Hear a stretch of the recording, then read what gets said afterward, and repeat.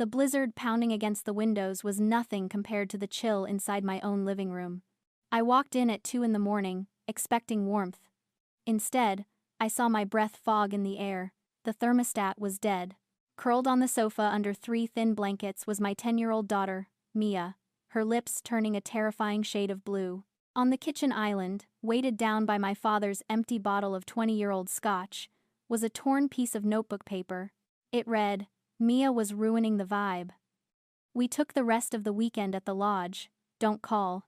Before we go any further, I need to know. Drop a comment and tell me where you're watching from and what the temperature is there right now. I want to see who is here with me." I didn't waste time screaming. In my line of work, panic is just overhead. An unrecoverable cost that eats into your response time. I dropped my bags and went straight to the breaker panel. The heater hummed back to life, a mechanical groan that sounded like salvation. I carried Mia to the master bedroom, wrapped her in the duvet, and forced a mug of warm broth into her hands. Her teeth chattered against the ceramic, a rhythmic clicking that set my own teeth on edge. Once her color started to return, shifting from marble white to a pale pink, I opened my laptop. The screen illuminated the dark room. I logged into my banking portal, my fingers moving with the muscle memory of a forensic audit. I expected to see the usual drain, the grocery bills, the utility spikes, the small loans my father, Joseph, swore he'd pay back. What I saw was a massacre. Pending. The Aspen Summit Lodge. $12,400, charged 45 minutes ago. They hadn't just abandoned my child in a blizzard. They had stolen my emergency credit card, the one reserved for medical evacs and ransom negotiations to book the VIP suite at a resort that cost more per night than most people make in a month. I stared at the glowing numbers. A normal daughter would have felt betrayed. I just felt stupid. How did I let it get this bad? It wasn't a sudden invasion. Toxicity doesn't kick down the front door. It gets a key copy because it forgot its own. It started 3 years ago when I let them move in just until Dad gets back on his feet. Then it was covering the groceries because I was the one with the big corporate salary. Then it became my sister Courtney, needing a car because public transit isn't safe. I had normalized the exploitation. I had treated their parasitic behavior like a fixed operational cost. A tax I had to pay for having a family. I told myself I was being the responsible one. The provider. But looking at my shivering daughter and that 5-figure charge, I realized the truth. I wasn't a provider, I was a host. And the infection had finally tried to kill the organ that sustained it. My finger hovered over the trackpad. I didn't call them. I didn't text Courtney to ask why she'd done it. Engaging with them would only give them the oxygen of attention. Instead, I clicked the dispute transaction button. Reason for dispute. Stolen, fraud. I hit enter. The screen flashed a confirmation. Card frozen. Investigation initiated. Then, I opened the smart home app. I navigated to user permissions. Joseph, Catherine, Courtney. One by one, I selected their profiles. I didn't just revoke access. I deleted the user data entirely. Downstairs, the electronic deadbolt whirred. The heavy steel pins slid into place with a definitive thud. It was the loudest sound I had ever heard. It sounded like the closing of a vault. I looked at Mia, finally sleeping, the warmth returning to her cheeks. The perimeter was secure. Now, I needed to make sure the enemy couldn't breach the walls again. I didn't call my best friend. I didn't call a therapist. Empathy was a luxury I couldn't afford. I needed ammunition. I scrolled past the contacts who would offer me wine and sympathy, and stopped on the one name that could offer me a verdict. Judge Thompson. He lived 2 houses down, a retired family court judge who treated his lawn like a courtroom and his neighbors like defendants. He was 65, terrifying, and exactly what I needed. I called him at 3 in the morning. He answered on the first ring, his voice gravel and iron. I gave him the facts. No emotions, just the situation report. Minor child abandoned. Blizzard conditions. No heating. Parents unreachable. 5 minutes later, headlights cut through the swirling snow in my driveway. Thompson stomped onto my porch in a heavy wool coat, looking less like a neighbor and more like the wrath of God. He didn't hug me. He didn't ask how I was feeling. He walked past me, his eyes scanning the living room with the precision of a crime scene investigator. He looked at the thermostat. He looked at the empty scotch bottle. He picked up the note. He read it once, his face betraying nothing. Then he walked over to where Mia was sleeping on the sofa, watched the rise and fall of her chest for a moment, and turned back to me. "Do you have a printer?" he asked. "Yes." "Get your laptop. We aren't writing a letter, we are drafting an affidavit." We sat at the kitchen island. The silence of the house was broken only by the clacking of my keys as Thompson dictated. He didn't use words like hurt or disappointed. He used words like gross negligence, reckless endangerment, and criminal abandonment. "Cite the weather report," he ordered, pointing a thick finger at the screen. "Bomb cyclone warning issued at 4 in the afternoon. They left at 5. That establishes intent. They knew the danger, and they left a miner in a structure they knew would lose heat." As I typed, Thompson reached into his coat pocket and pulled out a small, black moleskin notebook. He slid it across the marble counter. "What is this?" I asked. "I've been retired for 5 years, Megan. I notice things. I notice when your car isn't in the driveway, but theirs are. I notice when they leave at noon and don't come back until midnight." I opened the book. It was a log, dates, times, license plates. October 14th. Parents departed 11 in the morning. Child seen in window, at 6 in the evening. No return vehicle until 1 in the morning. November 3rd. Sister departed. Parents absent. Child retrieved mail alone. I stared at the handwritten rows. It was a ledger of my own blindness. I thought I was leaving Mia with family. I was leaving her in solitary confinement. "I didn't know," I whispered. "The law doesn't care what you knew," Thompson said, tapping the table. "It cares what you do now." This log establishes a pattern of neglect. Combined with tonight's incident, you have grounds for immediate removal. We are drafting an immediate notice to quit, based on exigent circumstances. They aren't tenants anymore, Megan. They are trespassers who pose a threat to a minor. I looked at the document on my screen. It was cold, formal, and absolutely lethal. It stated that due to criminal negligence, their license to occupy the premises was revoked effective immediately. "Print it," Thompson said. "Make 3 copies, one for them, one for me, and one for the sheriff." I hit print. The machine whirred, spitting out the end of my family. My phone didn't ring. It vibrated against the marble countertop like a trapped insect. The screen lit up with a notification. "Courtney." I didn't answer. I swiped to open the message preview. Oh my God, seriously? The card just got declined for bottle service. "Fix it as soon as possible, it's embarrassing. Dad is furious." I stared at the words. Embarrassing. Not "is Mia okay?" Not "did the power go out?" Just the narcissist's prayer. How does this affect my image? My thumb hovered over the Instagram icon. I knew I shouldn't look. Pain shopping is a bad habit, usually reserved for ex-boyfriends, not immediate family. But I needed to know the enemy's location. I tapped the icon. Courtney's story was a fresh upload, time-stamped 20 minutes ago. The video was shaky, loud, and filtered to perfection. They were in the hot tub at the Aspen Summit Lodge. Steam rose into the night air. My mother was laughing, holding a glass of champagne. My father was smoking a cigar that cost more than Mia's winter coat. Courtney panned the camera to herself, winking. The caption was overlaid in a cute, cursive font. "Family vibes. So glad to get away from the negative energy at home." The breath left my lungs in a sharp hiss. Negative energy. They weren't talking about me. I was the bankroll. They liked me fine as long as the checks cleared. They were talking about Mia. My quiet, artistic, 10-year-old daughter who preferred drawing to performing for their social media feeds. They had frozen her out long before tonight. Tonight was just the physical manifestation of a psychological exile they had been enforcing for years. They scapegoated a child to bond with each other. "They aren't coming back tonight," Thompson said, reading the screen over my shoulder. "If they're ordering bottle service, they're staying until they're kicked out." "They're already kicked out," I said, my voice flat.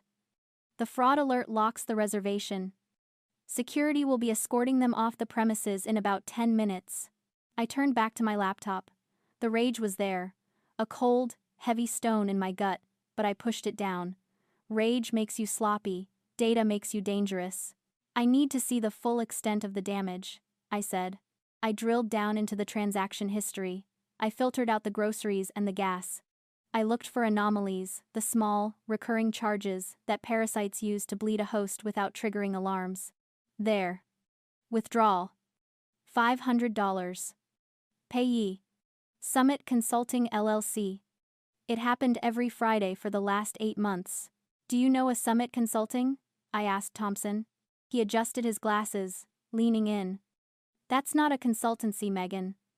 That's the shell company for the Riverboat Casino, 2 towns over. It's how they bill high rollers so it doesn't show up as gambling on joint checking accounts. My father didn't have a consulting gig. He had a gambling addiction. I traced the source of the funds. It wasn't coming from my primary checking. It was drawing from a sub-account linked to the main profile. I clicked on the account details. Account holder, Mia J. Reynolds. Status, credit line. The room spun. I gripped the edge of the counter to keep from falling. He hadn't just used my money. He had used Mia's social security number, the one I gave him to set up her college savings bond 3 years ago, to open a high-interest line of credit. He was gambling on my daughter's future. He had stolen her identity before she was even old enough to understand what credit was. The ski trip wasn't a family vacation. It was a cover. He needed to be close to the high-stakes tables at the lodge to try and win back what he'd lost before I noticed the hole in the accounts. It's a felony, Thompson said softly. His voice lacked its usual thunder. Now, it just sounded like a death sentence. Identity theft against a minor. Wire fraud. That carries a mandatory minimum. I looked at the sleeping form of my daughter on the couch. They hadn't just abandoned her in the cold. They had mortgaged her life to pay for their vices. We need another affidavit, I said. I didn't wait for the sun to melt the snow. By the time the roads were clear the next morning, I was already dressed. I wore my charcoal board meeting suit armor made of wool and silk. I had a coffee in one hand and the stack of legal documents in the other. At 10 o'clock, a black SUV pulled up to the gate. I watched from the living room window as my father punched the code into the keypad. Nothing happened. He tried again, jabbing the buttons harder. Then he got out, kicked the metal gate, and got back in. They had to park on the street. I watched them trudge up the long, icy driveway. They looked hungover and miserable. My mother was shivering in a coat that wasn't designed for walking, and Courtney was struggling with her Louis Vuitton weekender bag in the snow. They reached the front porch and started pounding. I didn't rush. I took a sip of coffee. I checked my watch. Then I unlocked the deadbolt and swung the door open. My father, Joseph, stood there, his face a mottled red from the cold and the rage. He didn't ask where Mia was. He didn't ask why the heat was on. He pushed his face into mine, smelling of stale cigar smoke and mints. "You humiliated us!" he screamed, spit flying. "Do you have any idea who was in that lobby? I had the police called on me. They escorted us out like criminals." "You are criminals," I said. My voice was calm, almost bored. Credit card fraud is a crime. Child abandonment is a crime. Identity theft is a crime. Identity theft? Courtney scoffed from behind him, dropping her bag. "God, you're so dramatic. We borrowed a credit line. Dad was going to pay it back after he hit big at the tables. You ruined everything." "I ruined your felony," I corrected. "And the police are on their way here too. You have 10 minutes to grab your essentials and leave." Joseph's eyes bulged. He tried to push past me into the foyer. "This is my house. I live here. You can't just—" "I wouldn't do that, Joseph." Judge Thompson stepped out from the shadows of the hallway. He was wearing his old judicial robes over his clothes, a piece of theater that stopped my father dead in his tracks. "I've already sworn the affidavit," Thompson said, his voice deep and resonant. "I witnessed the condition of the child. I saw the note. And I have reviewed the financial records regarding the identity theft." My father stopped. He looked from me to the judge, and for a second, I saw it the narcissistic injury. It wasn't guilt. It wasn't shame. It was a pure, blinding rage that he had lost control. He wasn't mad that he'd hurt his granddaughter. He was mad that his ATM had developed a security system. He was furious that the narrative he'd built that he was the patriarch and I was just the daughter who paid the bills had been shattered in front of a witness. "You ungrateful witch," he hissed, his voice low and venomous. "After everything I did for you? I let you live here. I helped raise that kid." "You didn't raise her," I said. "You used her social security number to gamble. You left her to freeze so you could drink champagne. You are a parasite, Joseph, and the host is dying." I held up my phone. "The sheriff is 5 minutes out. If you're still on this property when he arrives, he has instructions to arrest you for the identity theft on Mia's account. Or, you can leave now, and I'll give you a 24-hour head start before I file the charges." It was a lie I'd already filed them, but he didn't know that. He looked at me with pure hatred, then he turned to my mother. "Get the bags." "Joseph?" my mother whispered, looking at me with wide, tear-filled eyes. "Megan, please. We're family."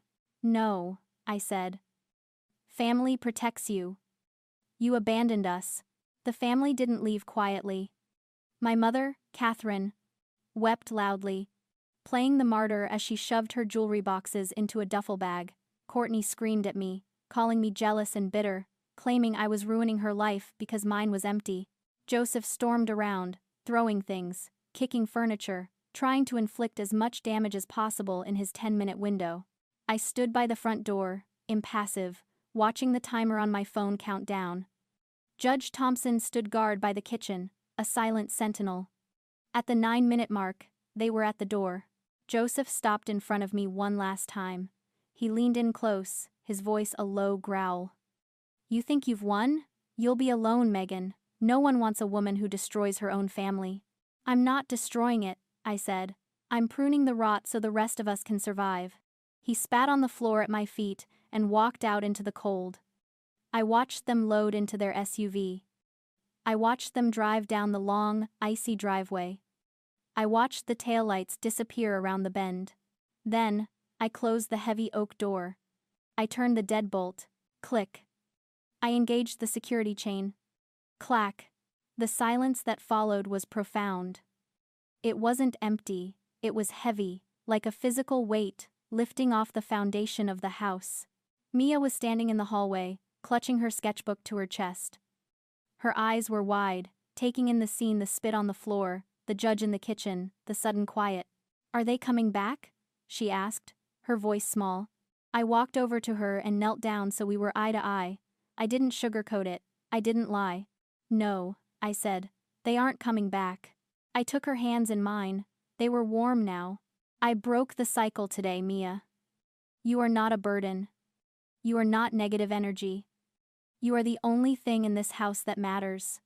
We don't keep people who hurt us, even if they share our blood. From now on, it's just us. And it's going to be peaceful." She looked at me for a long moment, searching my face for any sign of doubt. Finding none, she dropped her sketchbook and wrapped her arms around my neck. I held her tight, feeling her small heart beating against mine. Later that night, we cleaned the living room together. We threw out the empty Scotch bottle, we packed up Courtney's leftover makeup clutter into a trash bag and put it on the curb. We lit a fire in the hearth, a real one this time, and made popcorn. We sat on the couch, under a blanket, watching a movie, safe and warm and alone. Outside, the snow began to fall again, covering the tire tracks in the driveway, erasing the evidence that they had ever been there at all. I chose my daughter over my parents. Some say I went too far by involving the law. What would you have done? Let me know in the comments, and share this if you've ever had to save yourself.